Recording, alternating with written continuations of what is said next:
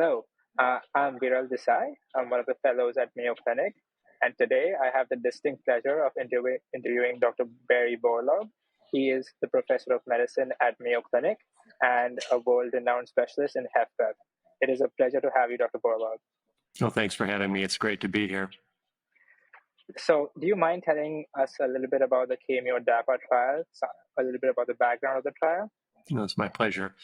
So we've known for years now that SGLT2 inhibitors help heart failure. I mean, we learned this initially by serendipity, obviously, in the diabetes trials, that there was a reduction in heart failure hospitalizations. And then later in devoted trials, first in HFrEF, but then more recently in HFpEF, we learned that SGLT2 inhibitors, Dapagliflozin and empagliflozin, reduce the risk of heart failure hospitalization or CV death, composite endpoint. They also improve quality of life. But no one really knows why exactly. There's lots of purported mechanisms. There's lots of review articles on this, but there's actually very little experimental data to tell us what's going on. Now, we know, HFpEF is related to many things, but fundamentally, it's a hemodynamic problem. It's characterized by elevation in left heart filling pressures, sometimes at rest, but always with exercise, and particularly with exercise. So in this trial, we tested the hypothesis that dapagliflozin, as compared to placebo, would reduce pulmonary capillary wedge pressure as a measure of left heart filling pressures at rest and during exercise in people with HFpEF. Oh, thank you. Thank you so much for sharing that. I wanted to know, I'm really interested to know what the results were of this trial and what you found. Well, we enrolled patients with heart failure and EF of 50% or higher who did not have contraindications to SGLT2 inhibitors, and all who had true HFpEF. They all had to have a elevated wedge pressure during exercise of 25 or higher. And the patients were randomized to dapagliflozin 10 milligrams once daily or placebo for 24 weeks, so for half a year. And we performed an invasive exercise, hemodynamic exercise test at baseline, and then at the end of the trial.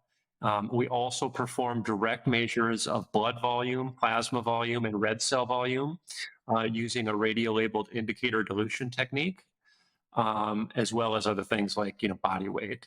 And what we found was that after treatment with dapagliflozin as compared to placebo, there was a significant improvement or reduction in pulmonary wedge pressures at rest and exercise in patients with HFpEF.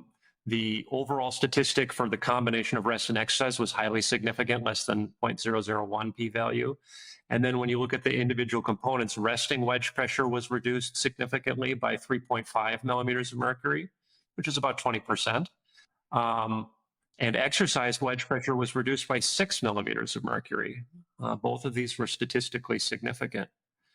We also looked at changes in right atrial pressure and mean pulmonary artery pressure, and overall, considering both rest and exercise, these were also favorably improved or reduced with dapagliflozin as compared to placebo. And then we looked at more at good old body weight. And in the trials, there's a modest reduction in body weight. In our study, there was a little bit stronger weight reduction. There was a 3.5 kilogram reduction in body weight with dapagliflozin relative to placebo. We saw no significant reduction in blood volume, but we did see a reduction in plasma volume. And these drugs do have some diuretic properties, but there was no change in red blood cell mass. Then in mechanistic analyses, we looked at the relationship between the change in wedge pressure at rest and exercise and the changes in other things like body weight and plasma volume. And we actually found that there was a very significant association between the degree of weight loss on DAPA and the reduction in wedge pressure, both at rest and exercise. And this was actually stronger than the relationship with plasma volume.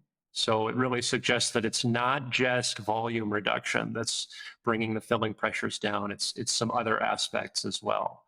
But overall, these findings really provide new insight into the mechanisms by which these drugs improve clinical status in heart failure, because we see the hemodynamic improvements, which are really fundamental. Those are some really exciting results. Thank you for sharing that with us. I'm curious to know, is that the weight reduction being one of the main mechanisms for improving wedge pressure? Is that one of the reasons one of the inclusion criteria were including patients with BMI more than 30?